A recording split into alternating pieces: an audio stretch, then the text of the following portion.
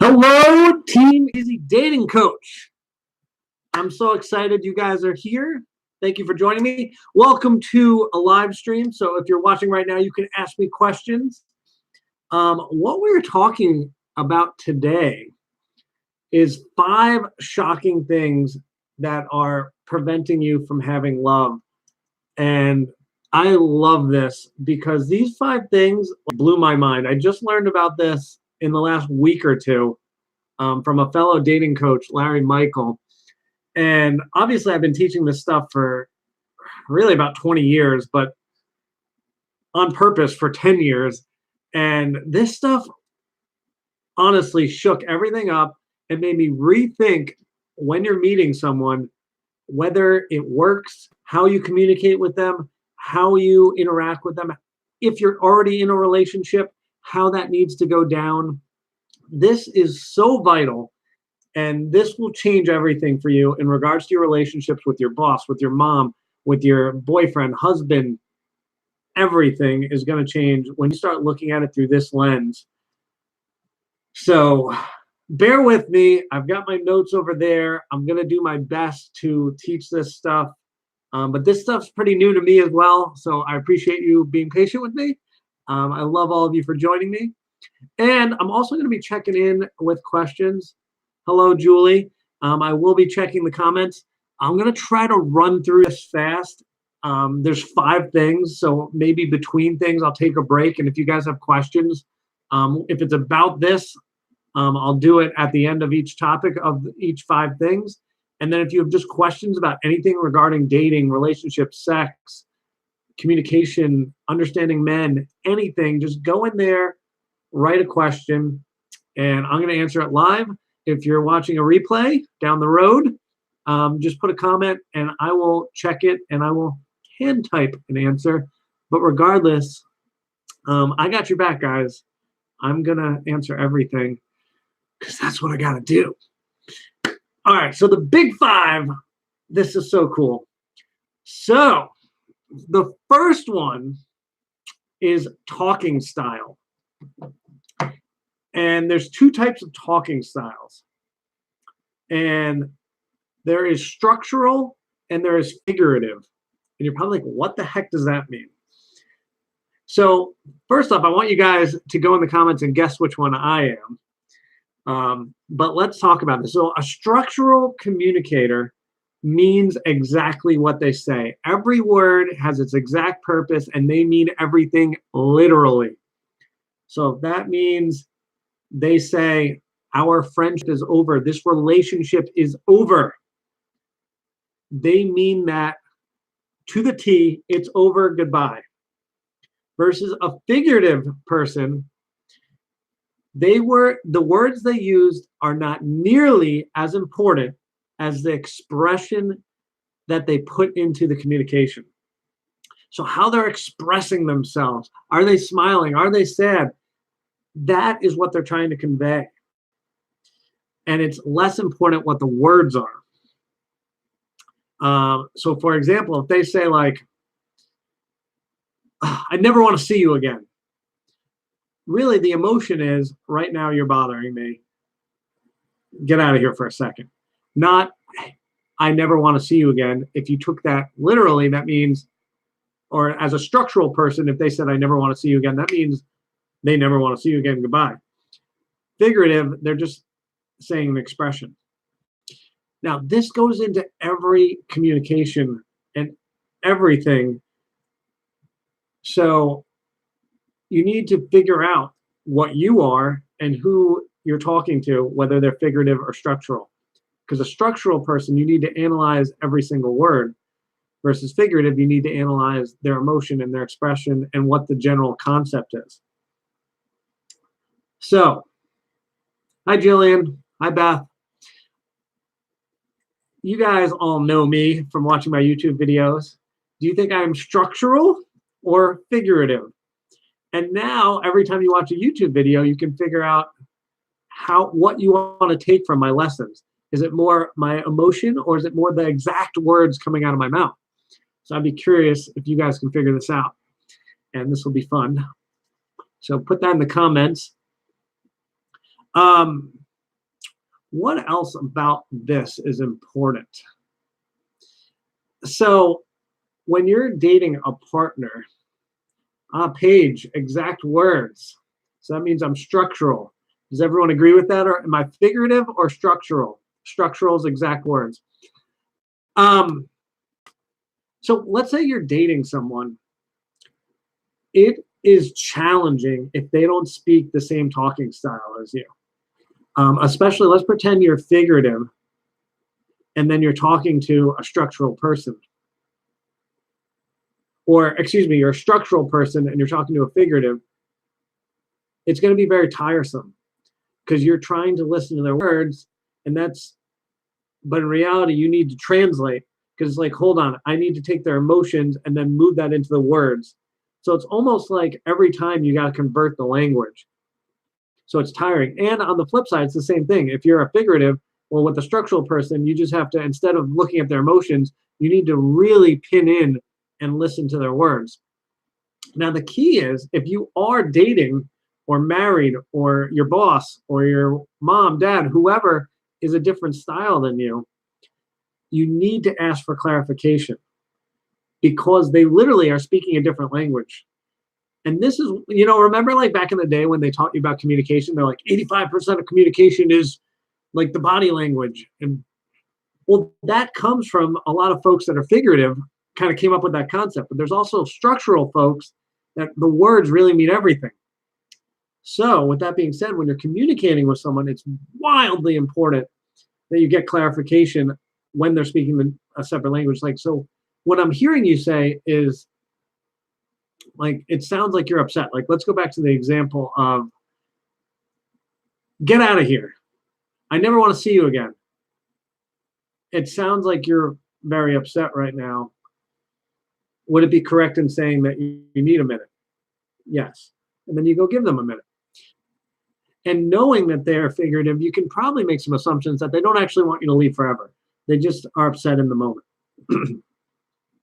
Versus a structural person, once again, it's very scary when they say, and you're listening to the exact words, hey, I never want to see you again. That means probably the relationship's over. Hi, Kepis, your very first live stream. Yeah, you did it. Welcome. Jillian, I'm figurative structurative. All right, since I want you guys to be able to watch this with the most efficiency and your utmost capabilities, I'm going to tell you I'm a figurative speaker for sure. I am less concerned with the words. I'm more concerned with what I'm conveying to you, what emotion, what you're feeling from this, what you're getting from this. So I will not be as elegant and verbose and use the best adjectives. I'm more focused on getting the point across. Yes. And that's what causes me to get in trouble because sometimes I use the perfect wording, but I'm trying to convey a point, which I got in trouble at pretty recently. Anyway, let's move on to number 2. So number 2 is your activity level. And this is in regards to the speed you process information and how you run your life. And so for activity levels, we've got our super active and we've got our moderate active. And for those playing along, you may guess whether I'm super active or moderately active because let's have some fun.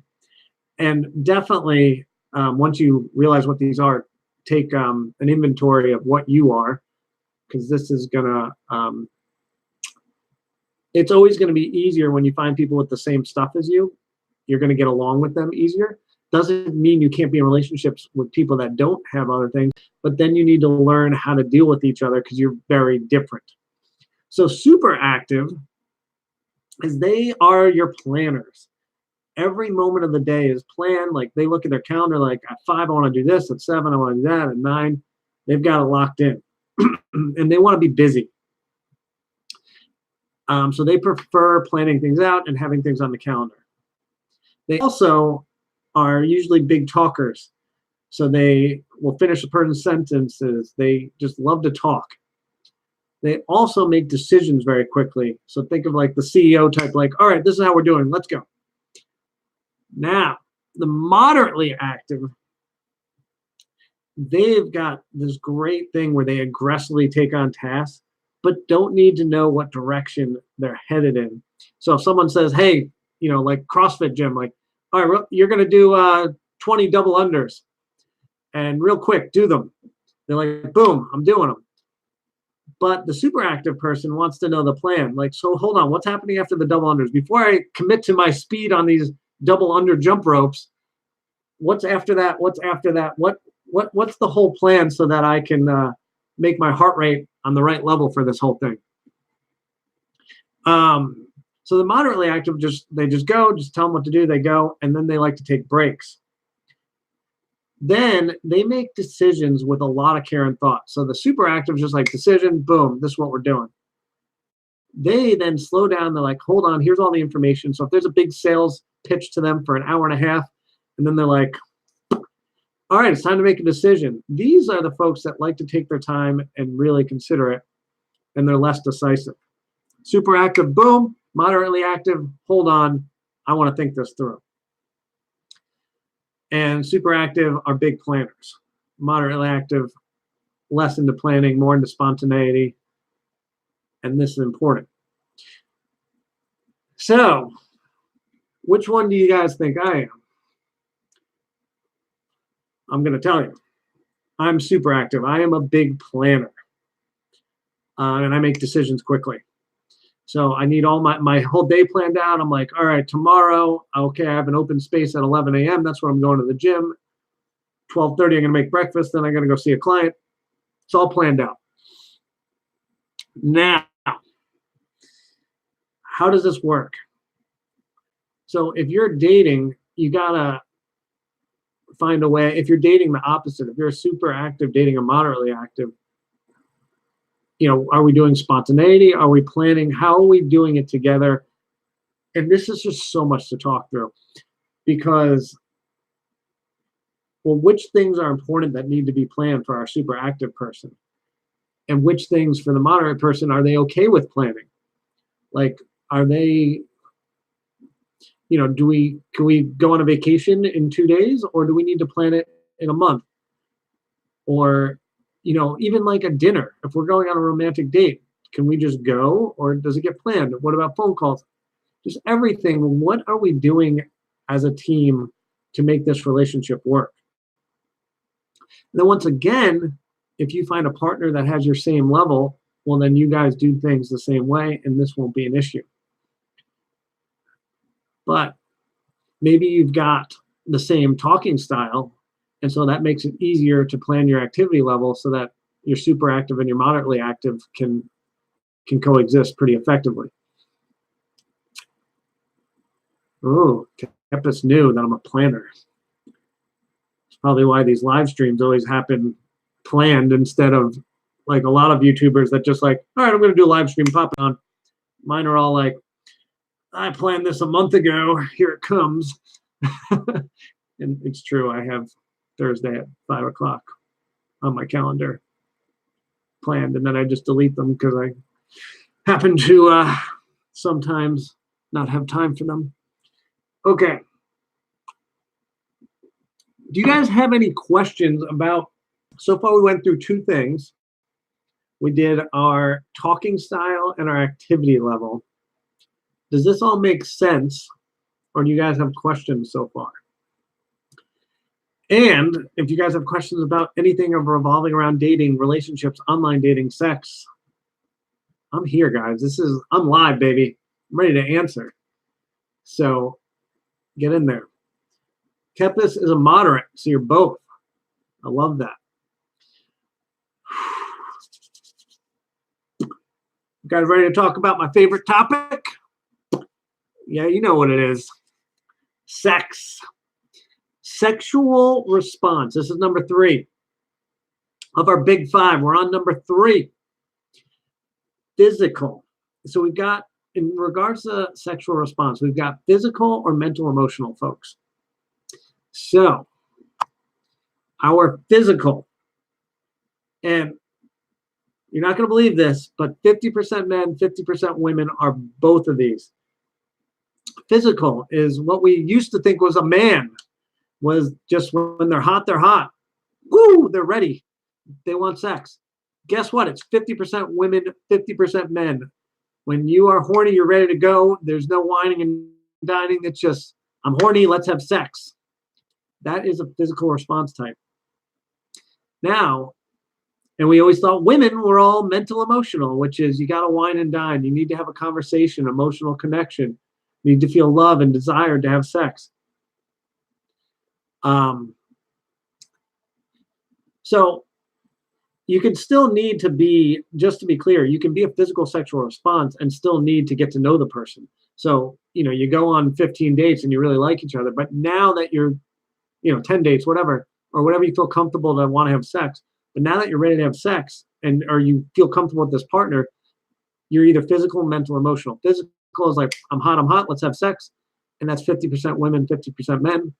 Mental, emotional is it's like, well, let's have a conversation. I want to feel connected. I want to feel all these things, and then we can have sex. So, folks that are here and folks watching the replay, are you a physical sexual response or are you mental, emotional? And bonus points, if you can guess, type in, I want to know what percentage of you guys are physical versus mental, emotional. Let's prove some theories here. The science tells us it's 50% of each over a very big sample size versus my YouTube channel will be a smaller sample size. And I am, in case you're playing at home, I am mental emotional. And proving to you guys that not all men are physical. I need to be wined and dined to be in the mood, or I need to feel connection. I want to feel, specifically as a man, I want to feel appreciated. I want to feel that connection with my partner, which also leads to kind of how I enjoy having sex, which is a little more intimate. I like being close. I like kissing. And they don't specify in this, but maybe physical folks are more into like, slamming parts together versus mental emotional might be more into this intimate having sex and more compassion and more looking into each other's eyes and more feelings. Not to say that physical doesn't like that as well, but it could be part of this. Does that make sense, everybody? So this is fun. So we've got Julie, who is very physical and sometimes emotional. So that means she probably leans to the physical side. So when she's hot, she wants to have sex, which is beautiful. Kepsi,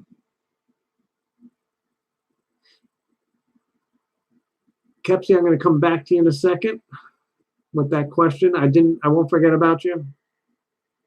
Jillian and Kepsi, both mental emotional. Very cool. Join the club.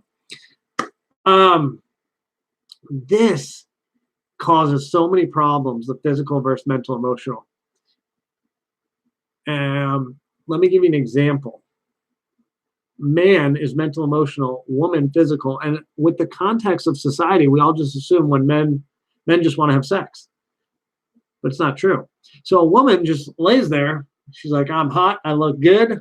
And that's what women want. They want to be admired. And they should be, because women are beautiful. They don't have hair anywhere. And they look stunning. And they have hips and nice breasts and butt. And their faces are pretty.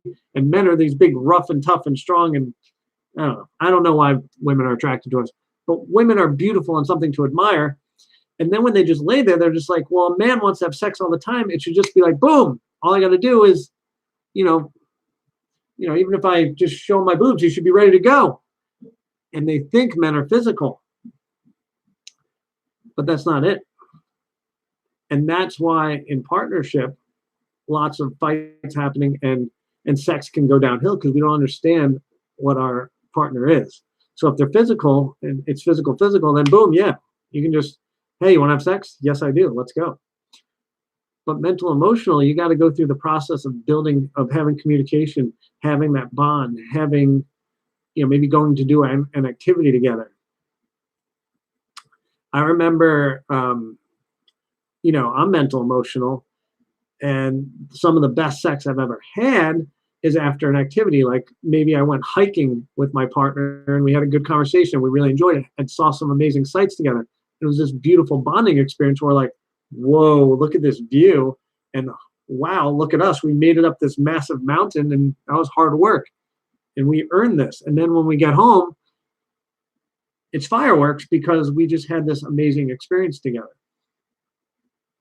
Versus a physical person, they're like, well, haven't had sex in a minute. I'm feeling horny. I don't need to do anything else. Let's go. Like rabbits, let's go. So understanding your partner is vital in this area. And on top of that, like, since let's go back to our communication style. If we mess that whole communication thing up, well, then we're never going to figure out, or we're going to have trouble figuring out what sexual response we are and communicating on how we're going to do this whole sexual thing. Because if we are different, well, at times we need to cater to the physical person, at times to the mental. We need to figure this whole system out. Okay, does that make sense, folks? Have any questions? Helena, hola. Guys, we've got the famous Helena Hart dating coach. She's probably going to go disappear now because I mentioned her name. But Helena Hart, the infamous female expert, female energy expert, Helena Hart, welcome. I feel so great that you're here. Ooh, Paige says hi to you too. Paige loves you. I want to go backwards to Kepsi's question. Okay, so should I consider a red flag when a man wants to already be in a relationship when you're only getting to know each other online? That's a lot of pressure when he says he wants a relationship. I love this question. So let's go back to our talking style because this illustrates it perfectly. That man, 100% is a figurative talking style. Figurative folks are presenting that they like you, and he likes the idea of a relationship, and he means it, but he likes you, and he's just putting words out there, and he's not fully certain of this at the moment. He's saying it. He hasn't done his due diligence. And to answer your question, it is not a red flag. It's just a guy that doesn't understand that he needs to go through the process. He's got a feeling, and this is a great feeling. Men know in date one or on average by date two if they're going to fall in love. But that doesn't mean that you're suited to be his partner. He doesn't know you well enough. He hasn't met you in person. He hasn't figured out your big five. He hasn't gotten to know you and made sure you have the shared values and he's attracted to you and you guys have good conversation and all these things. So all you have to do is tell him, like, I'm so happy you like me, or I'm liking you too. Let's keep getting to know each other. It takes me a little longer, but so far this is going great, assuming that's true. So not a red flag. Just we need to slow them down. In dating, what I love to see is men being the gas pedal and then women being the sexy brake. He's always going to be pushing, like, hey, I want to take you on a date. Hey, I want a relationship. Hey, I want to have sex. And your job is, like, if you're not ready, oh, I like you so much, I'm not quite ready to have sex yet. Hey, I'm not quite ready for a relationship, but we're headed in the right direction. Down the road, this stuff could happen, and I'm excited for that. So that's all we're doing. Does that answer your question? And am I even saying your right name? Kepis? Was that helpful? Oh, everyone's saying hello to Helena. She's more famous than me. Exactly. Okay, cool. Guys, do we have any other questions around dating, relationships? I'm going to move on, but we will circle back if you do. Kepi. That's an awesome name. Kepi. Okay. Whoa, ho, ho. This one is so awesome, and this also answers your question, Kepi. Is attraction. Um, so we have, in terms of attraction, we have false attraction and true attraction. And once again, everyone write down what you think you are at the end of this. And come on, guys, get in there with a comment with what you think I am. Let's have some fun. There's no wrong answers. We have false attraction and true attraction. Let's start with false. False attraction is these rose-colored glasses where you basically you make decisions based on physical. And so think about, you see the most beautiful man ever, and you're just like, this must be it. This must be love. He's fantastic. This is the guy. No problem. Versus true attraction is a person that doesn't quite let the physical dictate their decision. They like kind of lift the hood of the car, check out the engine, and make sure the guy actually is a viable candidate for your heart. And basically, you're making sure the guy's going to treat you well, have shared values, have good communication, and just enjoy each other. Now, this is, of course, so do you guys guess what I am?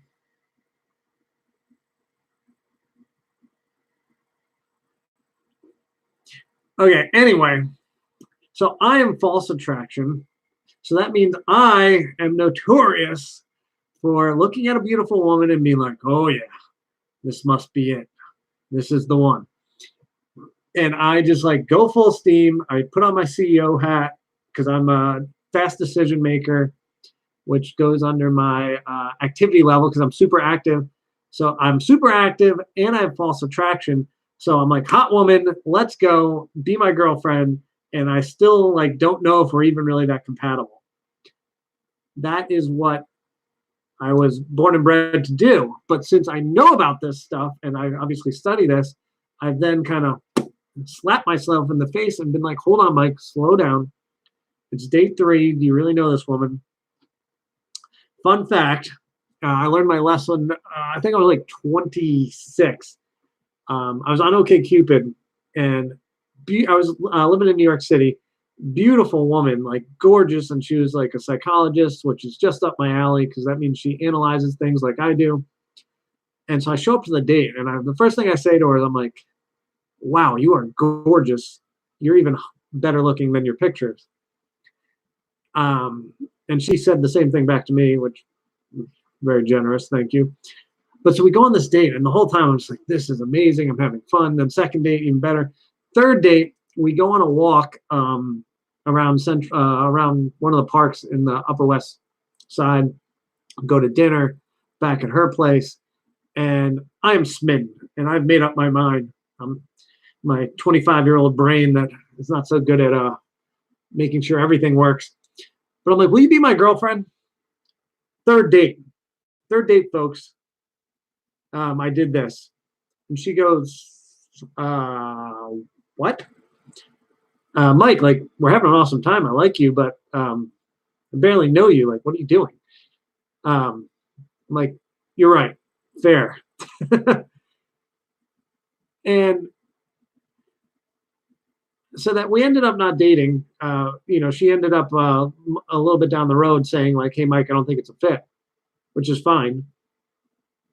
But that should have came from my part of the process as well. Like if I'm being accountable for myself, like, Mike, dude, third date, you're saying like, hey, I want to commit to you and no one else. Do I know her well enough to know like I should just be focused on her? Did I know all our values aligned? Did I know our big 5 kind of made sense, or at least the ones that didn't make sense, like we could communicate through them? I didn't know any of this. So bad on me. Lesson learned. So once again, attraction, we've got false attraction and true attraction. This is so important to be cognizant of which one you are. When you look at a man, do you get googly-eyed when he's good looking or has a good job or has all the stats you're looking for, and you're like, well, this must be him. Or you take a better look at it and like, oh, hold on, let's have fun. We're having fun, but let's make sure everything lines up. Let's make sure this is truly what I need. So regardless of this one, this is one that you can start realizing how you tend to be, but then moving toward true attraction. So the goal here is to move towards this ability of evaluating folks and, having fun and then evaluating when you're at home. Have fun on the date and then evaluate later. Don't evaluate during. And then you can process if these folks are good for you. Okie dokes, let's read some questions. Jillian, you rock, Mike. Jillian, you rock. Thank you for writing that. With online dating, if you like someone's profile, is it okay to reach out first, or is that considering being in your masculine energy? Paige, so glad you asked that. There is no masculine and feminine energy when we are online dating. So the answer is, oh yeah, message him. And let me tell you, if a woman messages me, it's the best day of my life because I love when women message me on an online dating site, and I love that. So, and I am representative of the whole male population, and I'm answering for all of us. I've not talked to all 4 billion of us, but I can guarantee you, when a woman messages us, we love that. Why wouldn't we? Pretty woman messaging, saying, hey, want to go on a date? Yes, I like that. Absolutely. Now, there's no masculine and feminine in online dating because you don't exist in reality. You're just a figment of the man's imagination until he meets you in person and goes, woo! Paige is hot, and we have things in common. The conversation's going well. Then you go into your feminine. End of the date, you can end it by saying, Mike, I had a great date. I hope I get to see you again. Bye. His job. Hopefully he goes, whoa, I want to take you on a second date. Let's get that on the books. Or he texts you, he calls you. So after the date, you don't do anything. You don't text him, you don't call him. We get information from him on whether he's interested. So to answer your question, online, go like a mad person at attacking men. If you remind me later, I'll send you access to my webinar. But I tell you to send 50 messages in 20 minutes to men. So we do a numbers game system, a strategic numbers game. I can show you that whole process on my webinar. So Paige, if you message me, I'll hook you up with that. Remind me, I'll forget. I have a terrible memory. Let's keep answering some questions, shall we? Kepis, I told him I couldn't build an emotional relationship online until we meet. Kepi, you are a genius. There have been scientific studies that have actually proven that texting, you could text till you're blue in the face. You could text for 1,000 hours. You will not build any real emotional connection. They did studies on this. Phone calls, you can build an emotional connection a little bit. And then obviously in person is where it really happens. But texting should be for logistics. You will not build a connection.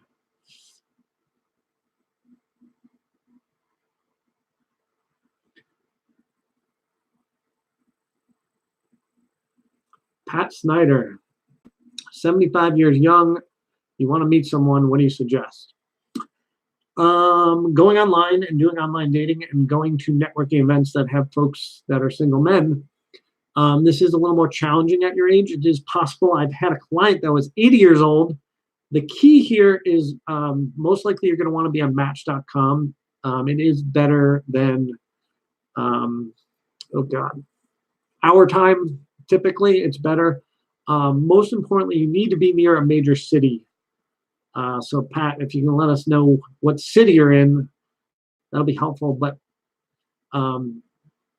before you invest time on online dating profiles, I would try to go scout it out, plop in your zip code, and before you write a big, robust profile, just see how many men are available.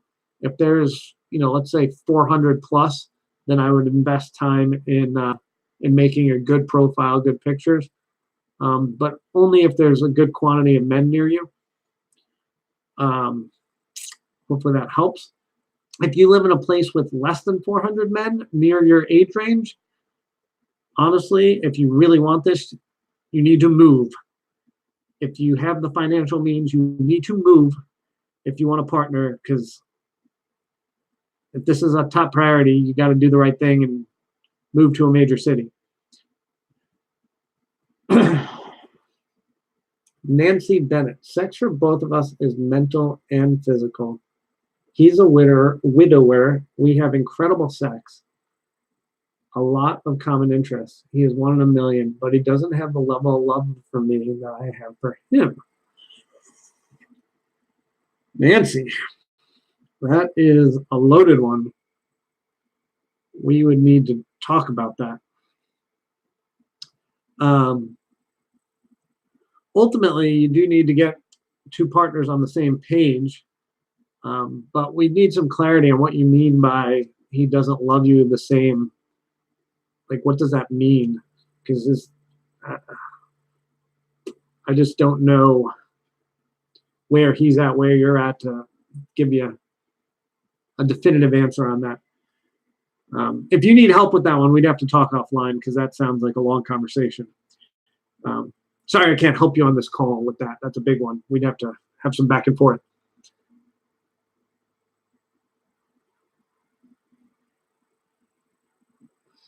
Julie Sanders, I look under the, I'm guessing that's hood, and look beyond the flaws.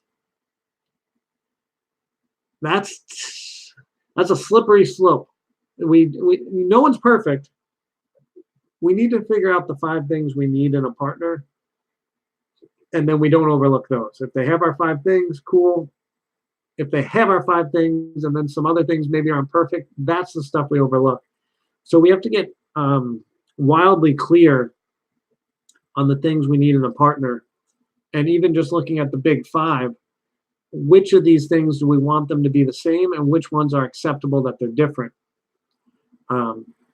So, once again, we did 4 of them so far. We've got our talking style, our activity level, our sexual response, our attraction. Like, for example, in my next partner, I would want the same talking style, because I think that would make my life easier. Activity level, I could probably be okay with either. Sexual response, I think that'd be fun to get in the mental, emotional partner as well. But I might be able to, for the right partner, I might be okay on that one. Attraction, false attraction versus true attraction, that I'm okay with if they fall for me immediately. I mean, who wouldn't? No, that one, that's fine. We can figure that one out. So I should probably maybe reinvestigate activity level, because maybe that one's more important than I'm giving it credit for. That I would want that aligned. Actually, I bring that. Activity level could be very important, because if I'm a big planner, especially like I have clients that are booked out like 2 weeks in advance. So when I'm scheduling a date, we have to look at my schedule, and to plan the date, I need someone who's at least understanding of that, because I have clients booked out 2 to 3 weeks in advance.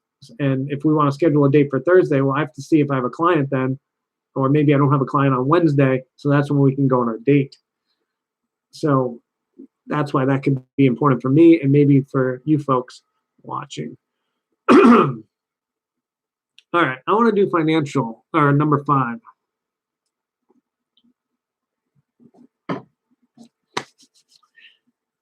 And this is, unfortunately, still the number 1 reason for divorce, the number 1 reason people don't stay together, is finances.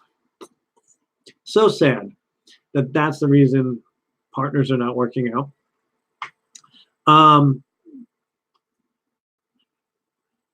So there's 2 folks. There's the conservative and non-conservative, and it's pretty easy.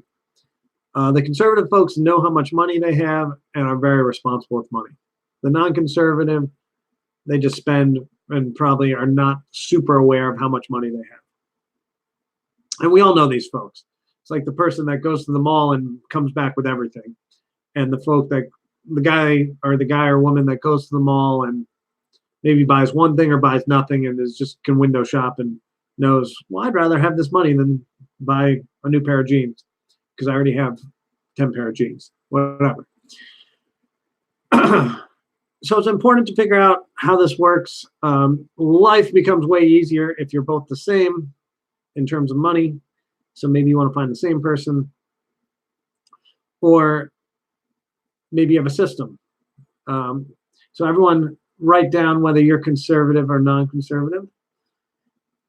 I am conservative. I know about how much money I have, and I'm very responsible with it. I don't buy things, as you can see. Don't really have much in here. So I just invest in a few things. I invest in my future. So what that looks like as a conservative is I invest in the stock market. So I have a lot of money in that stuff. And then I am also willing to invest in my relationships. And so as a conservative person, I really like the word invest because it makes me feel like I'm using the money to grow something. So I invest in dinners and I invest in traveling. So I do a lot of traveling, maybe, try to do a lot of trips a year. And I also will invest in dinners with friends, family. And that's where I'm not frugal because I find that those experiences are worth investing in. So if you're having a great meal with great people, that's a beautiful thing. Now, so maybe when you're evaluating partners, if you're conservative or non-conservative, if you're conservative, you can be with a non-conservative person if maybe you guys can find parameters on it, like, hey, and I've dated non-conservative and what I would, or been in very serious partnership, and maybe the rule would be like, all right, you have $6,000, or actually no, spend freely. This was the easiest way I solved this. Is if let's say you have a corporate job, we're going to take $1,000 a month and throw that into an investment, and then all the rest of the money you can spend on whatever the heck you want. And I found that to be a very easy way to work with non-conservative people. They can still spend to their heart's content, and they're still doing a conservative activity of saving money by already having that money disappear into a financial account. So that works great. And obviously do that for, whatever your income level is, whether it's, putting away 200 or 20,000 a month or whatever it is. It's a good system that solves this. Okay. The big five: talking style, activity level, sexual response, attraction, financial logic. Talking style, we got structural and figurative. Activity level, super active, moderately active. Sexual response, physical versus mental emotional. Attraction, false versus true. Financial logic, conservative versus non-conservative. All five of these document what you are. And then figure out which ones need to be the same in your partner, which ones can be different. And that'll make selecting a partner way easier. And feel free to ask your partner what they are. On date 1, date 2, date 5, date 3,000, it's still okay to have these talks. And in terms of talking style, I want to go back to this one. It's so important that like everyone you interact with, you figure out what they are, because you literally, to be like John Gray, men are from Mars, women are from Venus. This is across sexes. People are talking different languages, and until you figure out whether they're structural or figurative, you are literally from a different planet communicating with that person. I love this one. And now every single person I talk to, I'm like, what are you? And if I don't know, I ask them because I want to be talking the same language as them. Okay, let's see what you guys are saying. Page. Hold on, let me scroll up.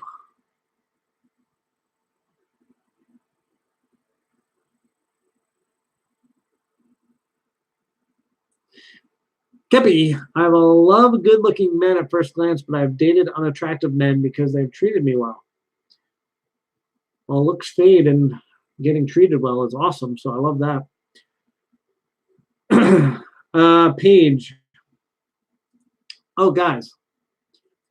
In the description, if you guys are like, man, I would love some one-on-one with Mike, and I would love some paid coaching where he walks me through everything, and it's not me trying to do a live stream, but just focused on your problems and helping you and getting you a partner.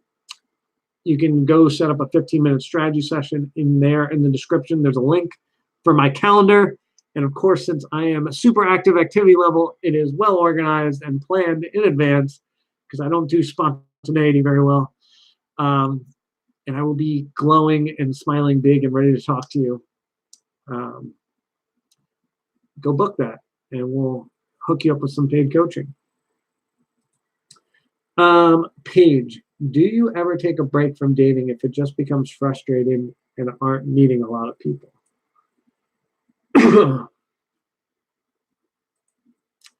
Absolutely. You want your energy level, your vibration level super high. So if you're not feeling it, take a break, go have fun, go on vacation, go do whatever, get your vibration up, come back when you're ready. Not to mention, the sites and the apps all skew towards newbies. So when you come off and then come back on and change some content, you get more action. So it's always good to take a little break.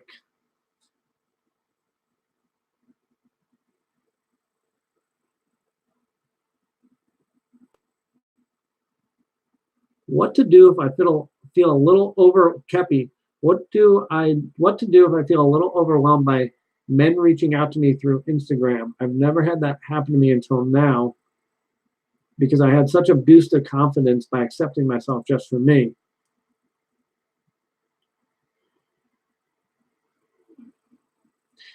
Do whatever you want. If you want to respond to a guy because he looks cool or promising, do it. If you don't want to respond, then don't. That's it. If you want to be super nice, you can, and you're not interested in a guy, you can do a copy and paste like, hey, thank you so much for the message. I appreciate you.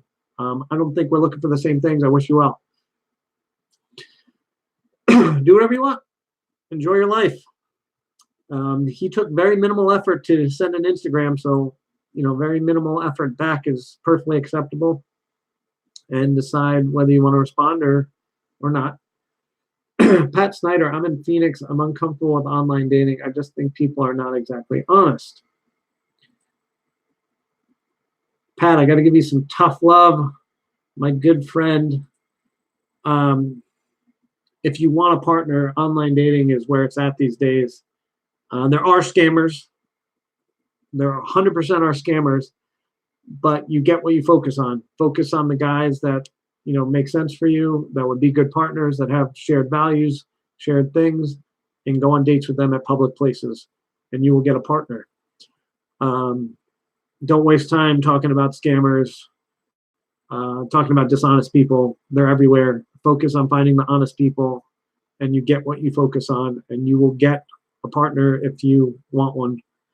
And especially, as folks get older, there's less opportunity to meet people in person. Online dating is a great way to meet folks.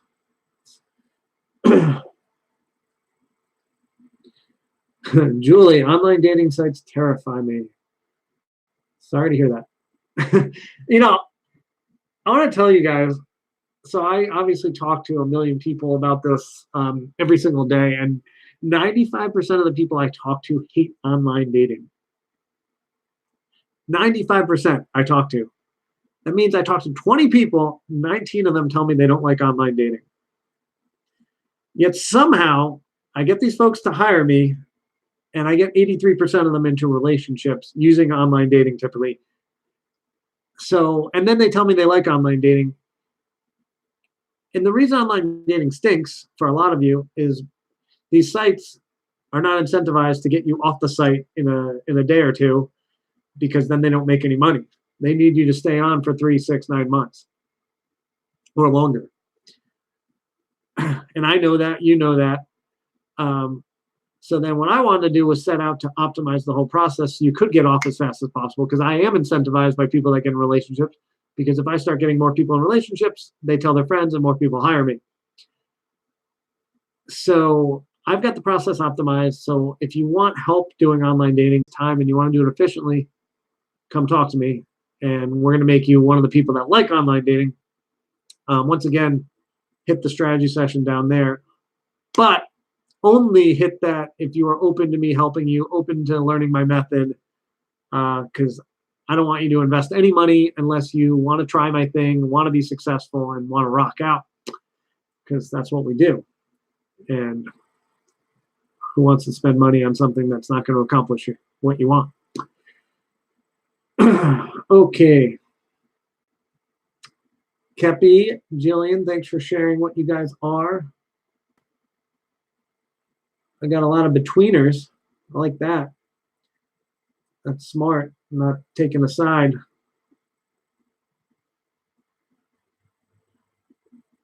Kepi, you are definitely a numbers guy. Yes, I am. I love numbers.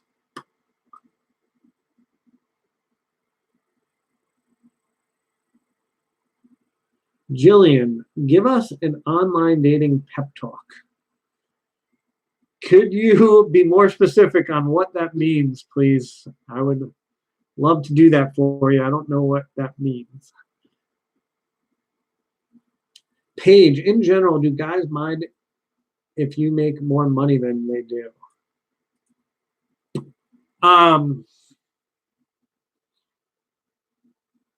Let me tell you my mindset. If a woman makes more money than me and I'm dating her, that's awesome, because that gives us more options. The way I view money is the way Tom Hanks describes it in, oh boy, what's that famous movie? Forrest Gump. When he becomes a multimillionaire, he's like, well, money, one less thing to worry about. That's kind of how I feel about it. I just don't really care about it. It provides me my house, but it's something. But if a woman makes more than me, that's awesome. One less thing to worry about, and good for her. And this is exciting. If she has a cool job, like, tell me about your job and let's talk about this. If you're an entrepreneur, what would you create? If you're in corporate America, like, that's awesome. You went up the ladder. That's so cool. And congratulations. And you have this big job. Let's talk. I want to hear about this. But yeah, there are some men that are insecure about that. And if you make a lot of money, don't date insecure men. Just date men that are secure and are happy about it. It's pretty easy. And then the men that are insecure, get rid of them. That's not your problem. Sorry. But, if he's initially insecure but can get over it, yeah, work with him. But you get it.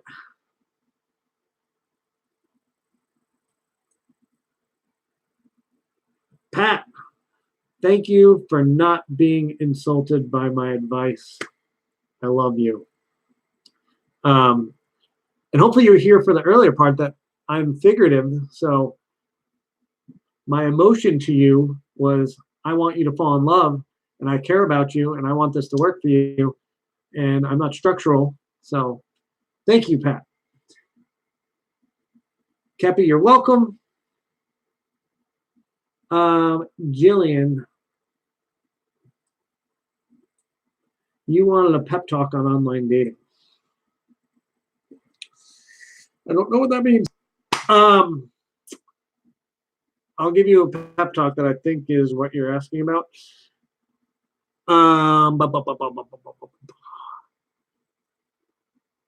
I've gotten 10 people married with online dating. 9 of them are women that sent the first message. So my pep talk is send a ton of messages to men, asking them on dates, and then pick some to go on dates with. And you will get good results. Don't just sit there and wait.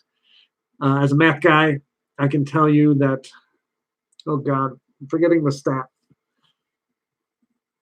Yes, 95% of incoming traffic will not fit what you're looking for. So that means if you get 20 messages, 19 of them are not a guy that you will be interested in. So send messages, you can increase that percentage.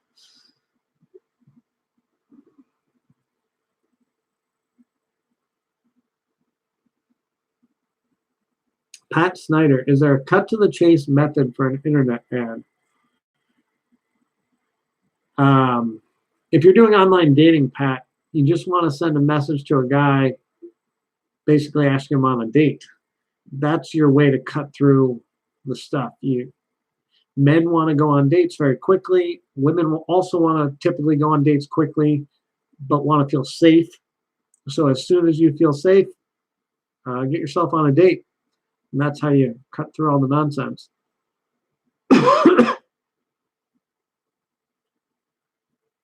Is there a specific online dating app or site that you prefer? Yes, especially if you're 40 and over, Match.com for sure. Probably if you're 30 or over, Match.com. I'm not sure what folks' ages are, but a lot of my clients are, above 60 and certainly above 40, and we're on Match.com. Don't use the apps if you're looking for love. There's not enough information in the profile, so you're just going to go on dates with Joe Schmo instead of, your knight in shining armor that you could be trying to find.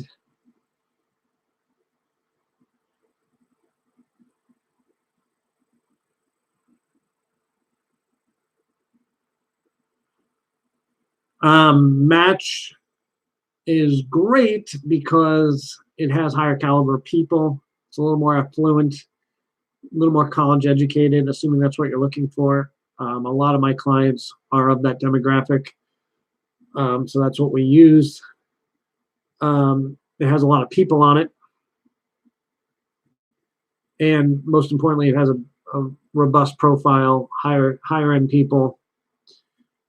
And it's in most locations. So you can, even in somewhat rural areas, there's still folks on Match. So you can get it done. And no swipey apps, not enough information in the profile. And Bumble, Tinder, Hinge, all those are almost pushing us towards false attraction, which is like judge them based on their looks, which is not going to get you very far in a long-term partnership because values, communication, and quite frankly, after a while, your connection is way more based on your best friend and this kind of soul level connection and communication and enjoying each other. And you're going to be attracted to each other on that a lot of the time versus, wow, they're good looking. Like, that's only going to get you so far.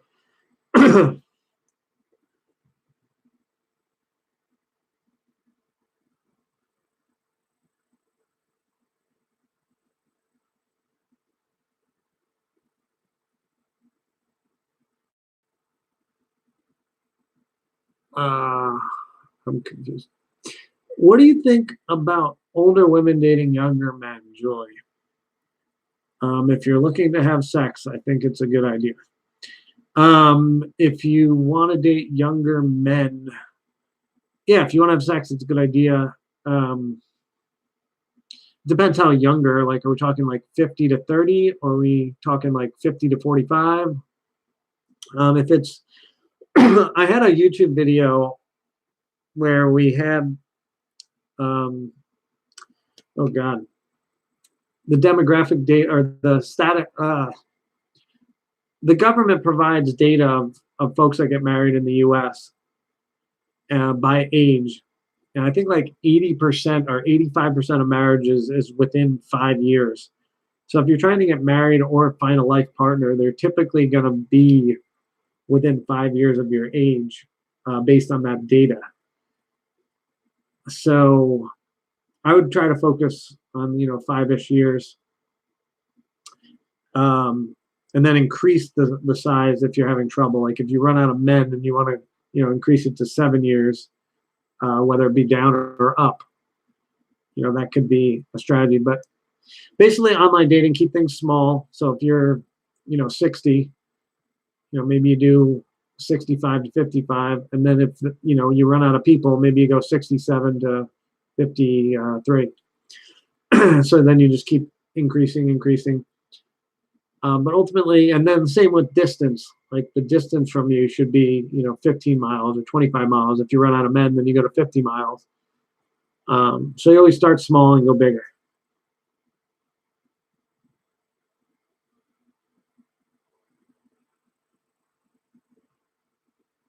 Tiffany, what a handsome guy. Thank you. I appreciate that.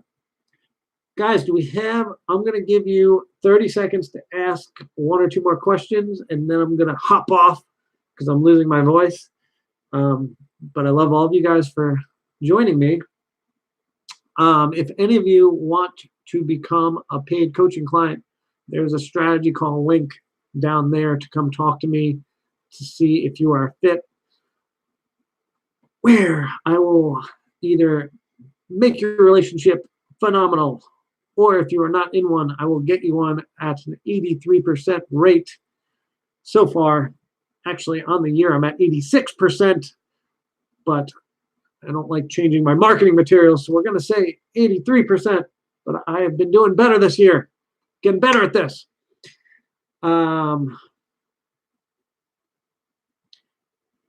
Let's see what questions you have. Tiffany, what should I ask a guy on Match to ask him out? You should say, would you like to grab a drink sometime? That's it.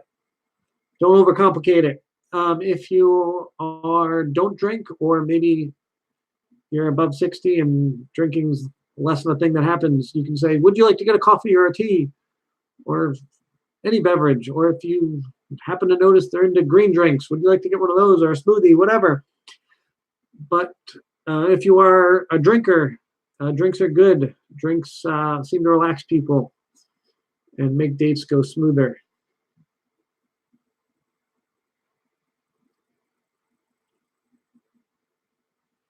Tiffany, I ain't asking out no man. Tiffany, you should online. I'm guessing you came to this late, which is no problem. Thank you for joining us. But 95% of men that message you are not going to make sense for you. You should message men. You will get better results. You will get dates. You will get married faster. So you should ask a man out. If you don't want to listen to me, you will take longer to get married. Just the facts. I've been doing this for thousands of people, millions of messages analyzed, and I also work with the analytics from Match, OkCupid, eHarmony.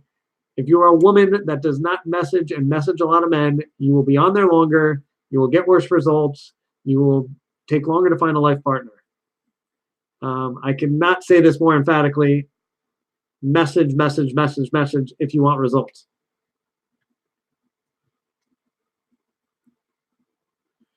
Thank you. I made a believer. Tiffany, I love you. That was easy. You can be my client. You want to listen to me. I love it. I don't want clients that don't want to listen. Yes. All right, kids, what else do we want to talk about? Anything?